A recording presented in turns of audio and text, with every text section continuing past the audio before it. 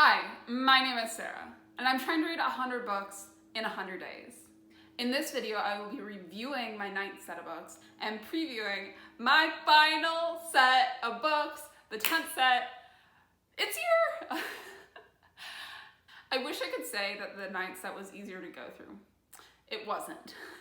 I had 7 really sizable fantasy novels, and then towards the back half of group 8, I think I read a couple other fantasy novels.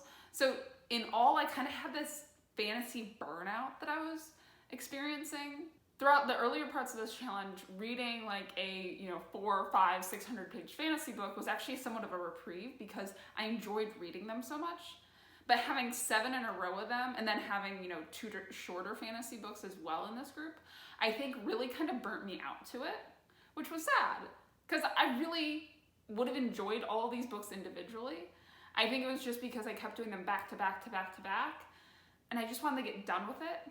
I'm very happy to be done with group 9. I wish I could have enjoyed it more, and that's actually something to take away for me, is realizing that when I put a time cap on bigger books, and especially when I do multiple big books in a row, that I just need to be a little bit more generous with myself and realize it's going to take me a little bit longer. So without further ado, let's get into reviewing the 9th set.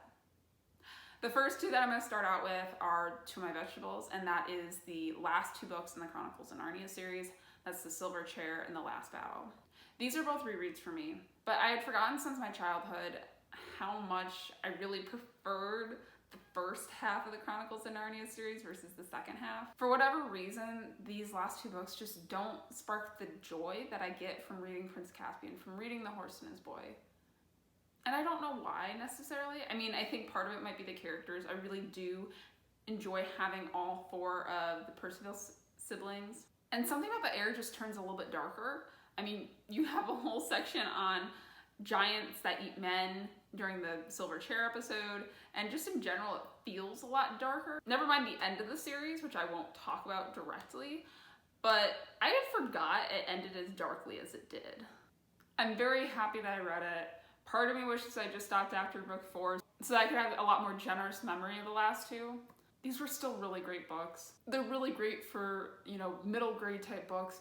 I forgot how much imagination they really sparked into me, even the later ones. Well, I'm on a series kick. I might as well do the last 2 in the 3 Dark Crowns series. So that's the 2 Dark Reigns and 5 Dark Fates. I'm not sure how to necessarily encapsulate my feelings on these books, particularly the ending, because in some ways, I really did enjoy them. I enjoyed the world it built, but that was somewhat muddled by how much I hated like a solid percentage of the cast. The only character that I really enjoyed throughout all of this, and the only character I was really rooting for throughout all of this, was Katarine. Mirabella had a little bit of a comeback towards the end for me, but I just could not get over Jules and how much I disliked her. Arsinoe just annoyed me, basically. And then all the love interests just at one point or another pissed me off. Like, especially Peter. Peter was behind Katarine's back all the way through it. And then he just loses himself towards the end. Katarine deserved better, and I will leave it at that, and I'm not happy with the ending. The next one I will talk about is another series finale, and that is The Conjuring of Light. So this is the last book in the Shades of Magic trilogy, and it just kept going. This series has yet to quit, yet to make me mad. The ending was perfect. I thought that V. Schwab continued to develop really interesting characters, continued to have new parts of the world that you can unwrap in each book, and I really appreciated that. It didn't feel like you spent like the whole first book, world building, and then, basically have a playground throughout there. I felt like I was continually discovering the world, which is one of my favorite elements of fantasy. If there's always more to unpack about that world, I never really lose interest. I also really enjoyed the fact that you had the team up that you did throughout the meat of the novel. I thought it was super fun. I thought the ending and the solution to the main source of conflict was something really well done, and I would have never really thought about. And the final scene, the happy ending, just made my heart so happy. I thought that each of the characters got the ending they deserved. It was just beautiful. It was a really well done fantasy novel that I truly enjoyed. Continuing with series ends is Crooked Kingdom. So that is the second book in the Six of Crows duology. And I will say, I actually really like Crooked Kingdom more than I like Six of Crows. I think that Crooked Kingdom really helped me understand each of the characters, and I felt a lot more invested in their journey. The ending, well, in some parts really sad, also was brilliant, and I'm very happy that I decided to pick up this duology and read it. It did not disappoint at all. The next one I'm going to talk about is Regent Dragons. So I think for me, the biggest thing that I got out of Regent Dragons was it helped me understand my reading tastes a lot more. There's been a couple of times that I've tried out adult fantasy with mixed success. Obviously, I really enjoy the Shades of Magic and the Vicious series by V.E. Schwab. Regent Dragon helped me pinpoint what it is about adult fantasy that I have a hard time with. In this story, you're just kind of dropped in the middle. There's a prologue, and it just starts out with a big battle, and they're throwing these long, complex names around, and it's hard to really keep up with. Why it does that I think is easier for me personally to follow, a lot of times because they are self-discovery stories and coming-of-age stories, you start out with a character who is completely unaware of these magical worlds. And so you don't just get plopped into the middle of it, where you are much more likely, in my mind, to have that happen to you in adult fantasy. That's not to take away anything from adult fantasy, it's just something that's really hard for me personally to go through. By the end of the book, I really enjoyed it, but I spent a solid 20% of the book kind of uninterested because I just couldn't get my grasp on which character was which and which term was which. So overall, I think the storyline was awesome. I think the writing, once I got into it, was something that I really enjoyed. More something that I have to work through is my ability to keep up with a story that starts out already in action. The next book that I'm going to talk about is The Unkindness of Magicians. So this is another adult fantasy book. It is a similar thing to a lesser degree than Regent Dragons. It starts out just dropping you into the middle of the world and having you catch up as you go along. Because the degree was a little bit lesser than Regent Dragons, it's a little bit easier for me to keep track of. I think I would have enjoyed this book more if I didn't have the time pressure of the challenge on me and I was able to go through more slowly and just kind of plot along. I enjoyed the book. I thought the themes were really interesting. I thought the world that was developed was really interesting. The magic system that they have was interesting and something that you could really get into. It just didn't have any particular spark for me. The final fantasy book that I'm going to cover is Heir. I really enjoyed it. So your two main characters are Anna and Ransom, I believe. And the amount that they each go through is astounding. I really enjoyed how much the characters developed throughout the story. I enjoyed the general plot line. Overall, the writing was something that was really easy for me to get into. I think this was actually one of my quicker reads. And I like where it left the series going. Really enjoyed the read. Solid fantasy book that I hope will eventually get a sequel. The last of Group 9 is So You've Been Publicly Shamed. So this is a nonfiction book basically covering online shaming. And first it starts out by going through basically the history of shame and how public shaming was used as a punishment throughout history. The main takeaway from this book is just how much empathy and understanding are important. I think overall the writing was interesting. His use of stories and examples I thought really added to the text. Having the deep interviews that he did with people that have been publicly shamed and how they put their lives back together, I thought was very interesting. The fact that it was over a course of time that he talked to them and not just right when the shaming happened. I will say there were parts of it that I felt like were almost a little bit repetitive, and I wish he would get to the point a little bit more at certain parts. But overall, it was an easy book to read, and actually I think probably one of the easier nonfiction books that I've read throughout this challenge. With that, I will move into Group 10.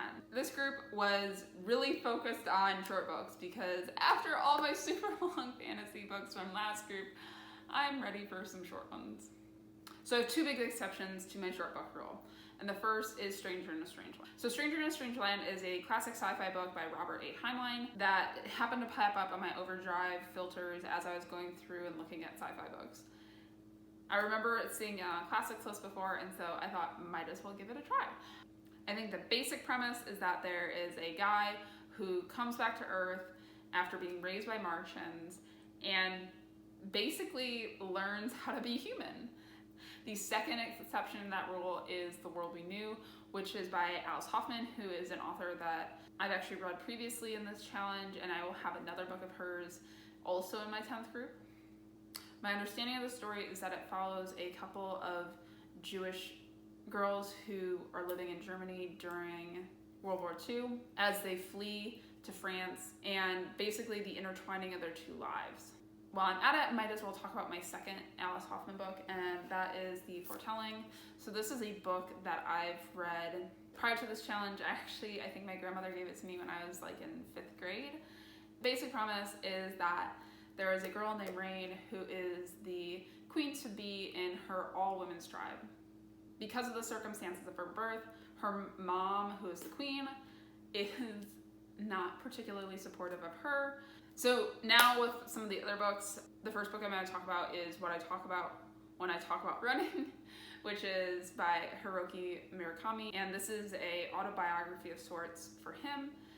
Basically, to my understanding, talking about his journey and his experience with running. The next book that I'm going to talk about is Autobiography of Red, which I believe is actually like a novel, poem, cross book. It's by N. Carson, I believe.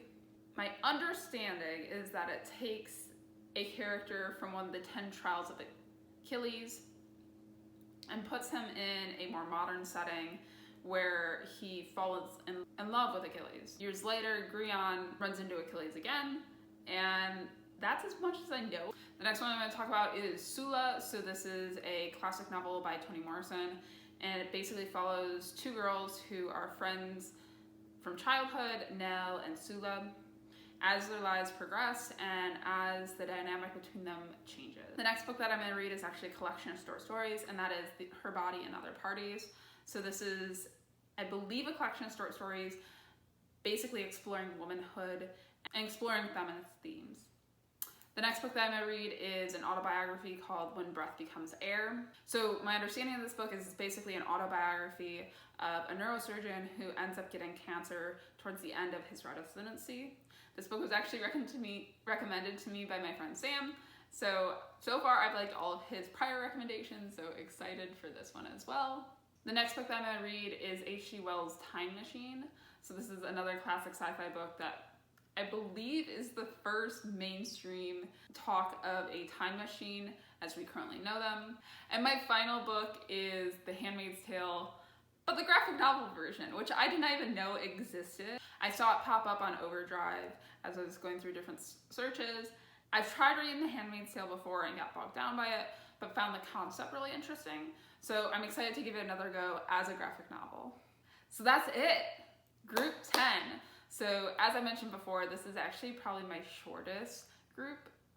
It came in right around 2,500 pages, but I'm hoping that it'll still be impactful. I know that I chose a lot of these books because of their length, but I also tried to make sure they were books that I would be reasonably interested in. As Picture of Dorian Gray demonstrated, just because it's short doesn't mean I'm going to like it or that it's going to be easy to get through.